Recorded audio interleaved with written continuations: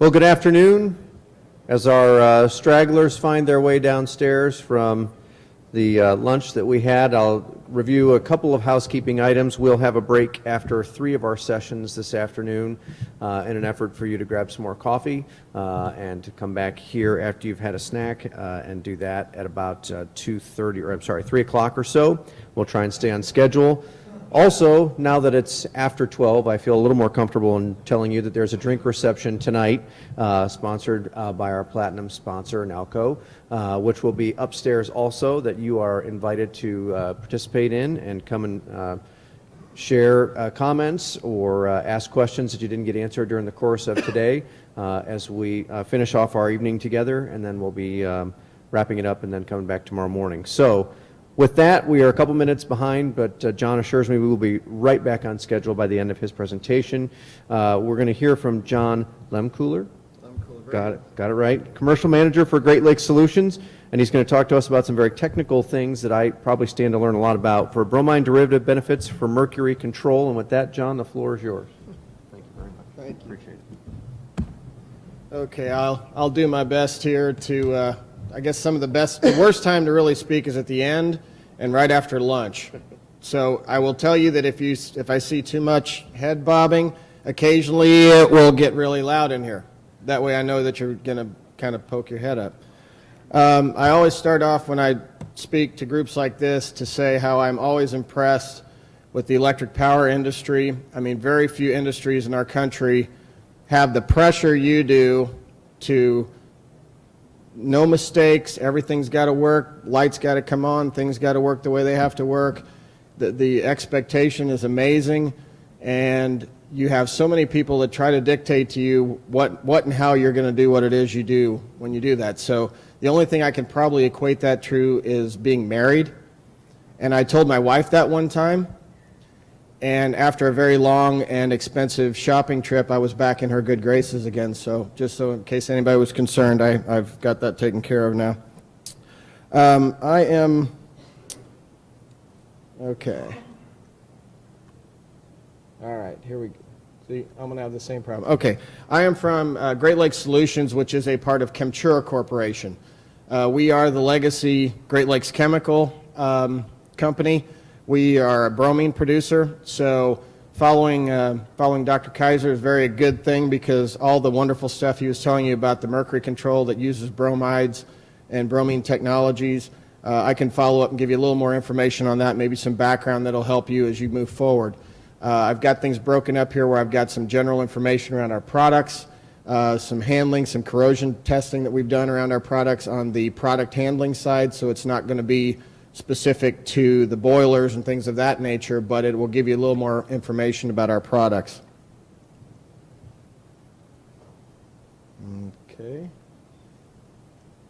Okay, on the mercury control side, regulations are pretty clear. I think we've heard quite a bit about those. I'm not going to belabor that point any here this afternoon.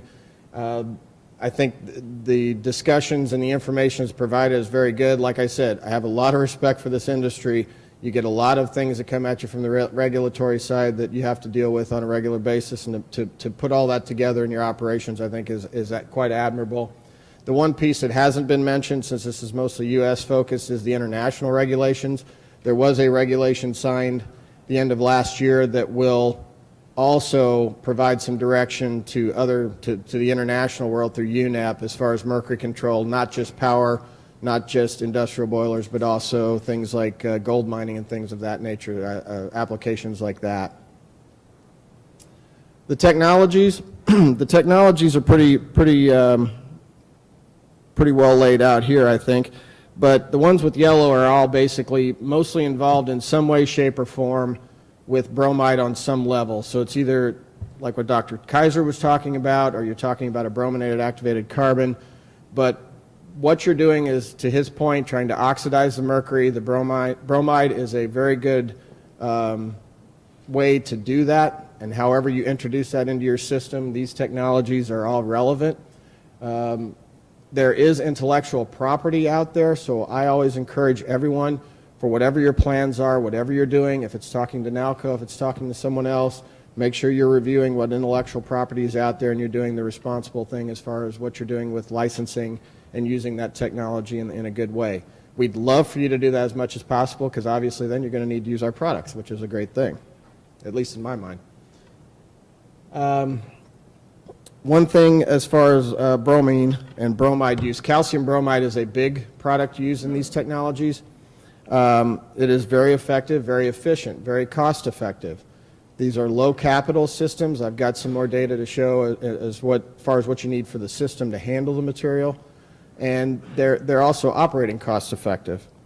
Again, you're trying to basically take mercury from elemental to an oxidized state.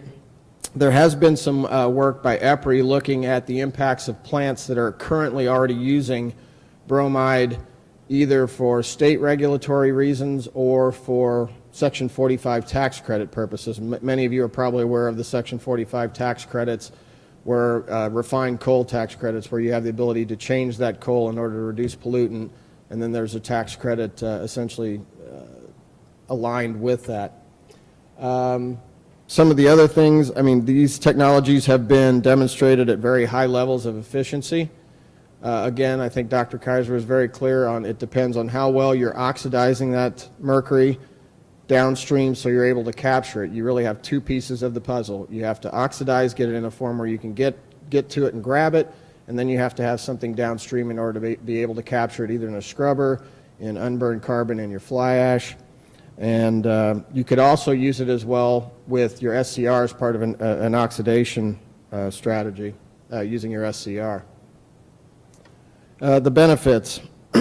Number one, Dr. Kaiser mentioned as well. See, like I said, he's a good straight man. He leads right into the things I'm talking about here and helps me out quite a bit.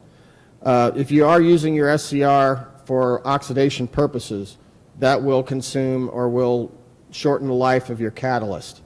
A little bit of bromide may help you in that time to help with the oxidation, to get you through when that catalyst is declining, to give you an opportunity to be able to have another mode there in order to make sure you're still getting complete oxidation for capture.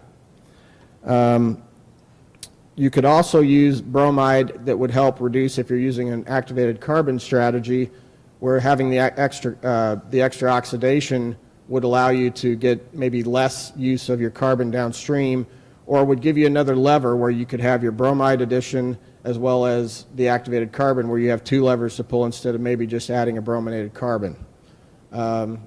It's a fairly cost-effective way to do that. And then if you have particulate control devices where you are planning on using activated carbon, where maybe that particulate control, that device, that ESP, has just not got a lot of additional capacity, having that extra oxidation may help you as far as not overwhelming your particulate control devices. It allows for adjustment due to fuel blending. So as your fuel changes, it gives you, again, a lever you can pull to adjust to what you're doing with your fuel. It may be the same fuel source that just has highly variable mercury content. It may be that at different parts of the year you're doing different things with your coal blending. Okay, that would give you the opportunity to adjust what you're doing on your mercury control strategy along with what you're doing with your fuel strategy. You could use making use of the unburned carbon you have in your fly ash. Basically, that carbon would act as the capture mechanism. So all you would need to do then is maybe come in with some calcium bromide with one of the technologies that's out there, and then your unburned carbon. You may not need any additional carbon use. And then again, it would provide a little bit of buffer for you if you're on the ragged edge. So if you're pretty close in your compliance, but occasionally you might get thrown out of whack some way, having that calcium bromide or that bromide technology may also give you a little more flexibility in how you're complying. The logistics covers this is a big piece of it. I think in some way, shape, and form, our organization thought, well, the electric power industry, that's a pretty consistent kind of thing. And I see a few people smile, so obviously we're not totally correct on our assumption there. But it is a little more consistent than it is some of the other industries that use these products. Having the ability for someone to get material to you when you have an or we didn't know we were running and now we are, 24 hours what we try to focus on. So again, that's a big piece of what you need to factor into your bromine or to your mercury control technology. what are the things you're going to do operationally. This is a system, and again, they are very simple systems. The storage tanks, the pumps, you could use pressure to transfer. There's lots of things you can do that are basically very simple, very available, off-the-shelf kind of systems for dealing with calcium bromide. They are not complex. The big difference, or the big things that you need to deal with calcium bromide in particular, they are not regulated for transport, so you do not have a hazardous material situation. Rail cars, you could use rail cars, trucks, totes, whatever it is that suits the amount or the quantity that you need to use.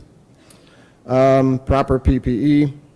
Basically, the two things you really need to be concerned with specifically calcium bromide is density and crystallization point. The material is 14.2 pounds per gallon, so it is going to be heavy. You need to take that into account for your equipment, your piping, what you're doing there. But you also need to be aware that the crystallization point where the material can actually salt out if it gets cold. Now, that is not a hard thing to deal with. Many people up in North Dakota, different areas of the country that are very cold, deal with that on a regular basis. You don't need heated tanks. Insulated tanks sometimes are just fine. Having a recirculation loop where you have the ability maybe to go through a heat exchanger just to get a little bit of temperature. If it does salt out, you can get it to go back into solution with very little temperature added back in. So depending on what region of the country you're in or where you are, you have options, and these systems are very simple.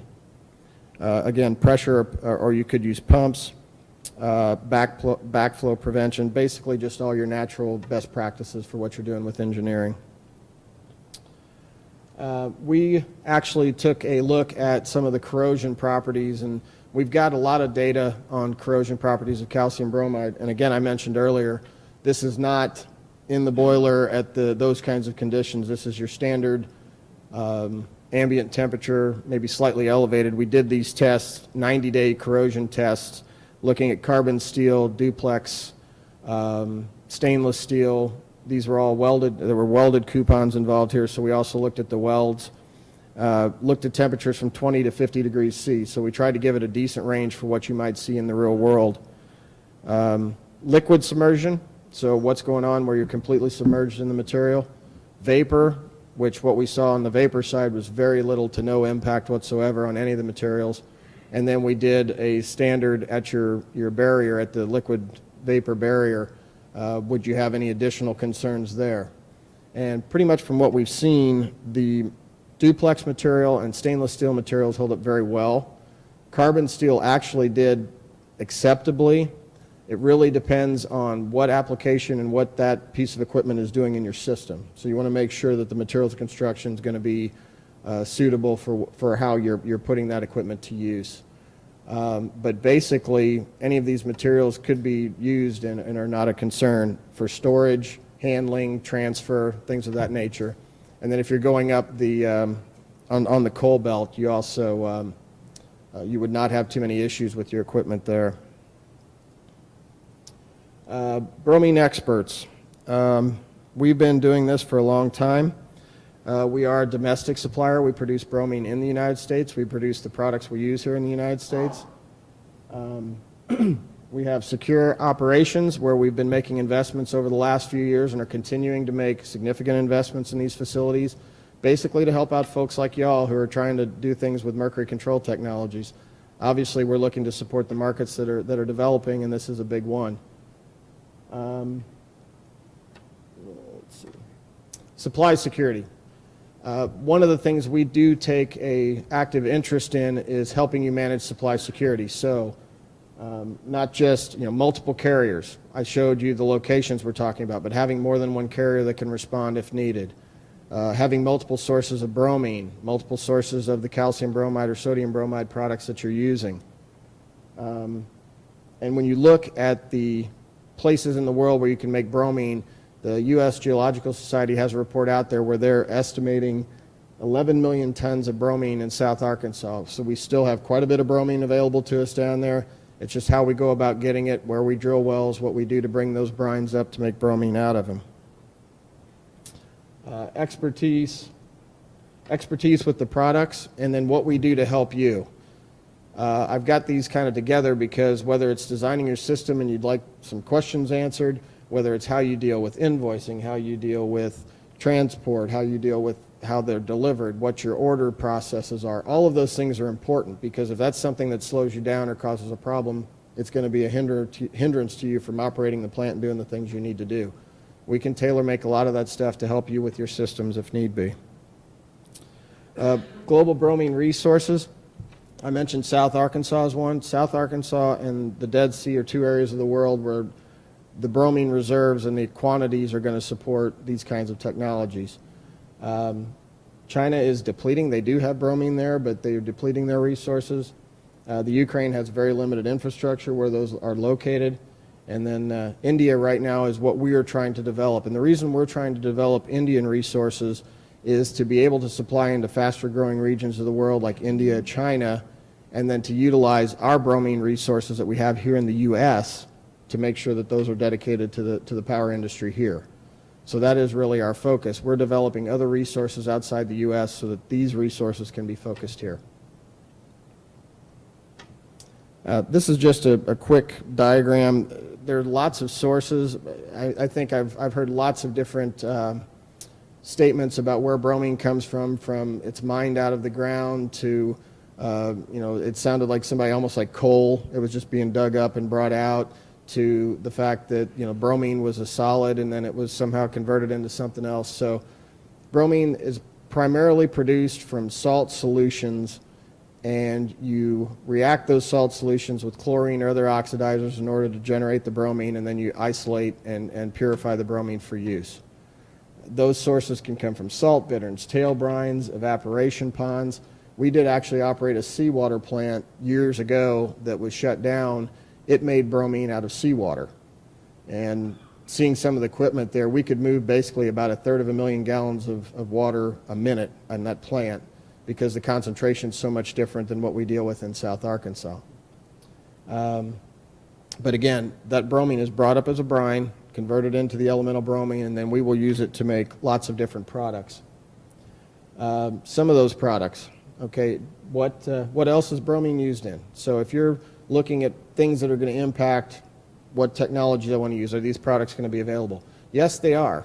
These products currently are used quite a bit as clear brine fluids in the oil field. So when I said, your industry is pretty consistent, if you've ever seen what happens in the oil field, I mean, it's like riding a wave. They don't need anything, we need 15,000 barrels. So you always end up going up and down through that cycle. But the other products that bromine is used a lot for are flame retardants, fine chemicals, pharmaceuticals, things like that, bromobutyl rubber. So the liners that are in tubeless tires, that is a material that's made from bromine as well. So there's lots of products that utilize bromine because of its significant and unique characteristics, chemical characteristics. One of them, again, is the bromides. So if you're looking at things to try to understand what might be impacting supply, what's going on, if you look at flame retardants, if you look at the clear brine fluids in the oil field, if you're looking at water treatment chemicals, a lot of folks here deal with water treatment chemicals as well on your facilities. These are all applications that will consume bromine and that do use bromine. I think I'm probably going to have to find out who helped me with this slide and tell them to ditch this font, don't you think? Okay. Mercury control. Our products basically are out there to help you with the technologies that you pick. Okay, if you're picking a technology, again, we recommend strongly you make sure you understand what your technology entails and how it's going to impact intellectual property that's already out there, and do the right thing as far as how you're licensing and dealing with those technologies. We have the ability to support the industry. We have the ability to support the requirements you have, not just on a product basis, but also on a support, transport, and customer care basis as well. So that's all I have. I appreciate it. If anybody has any questions. Thank you, John. Any questions from the audience? Our roving microphone is available if you raise your hand. That either means you really don't care or I did a decent job. But I didn't see any head bobbing, so I didn't have to yell. Well, great. Okay, thank you.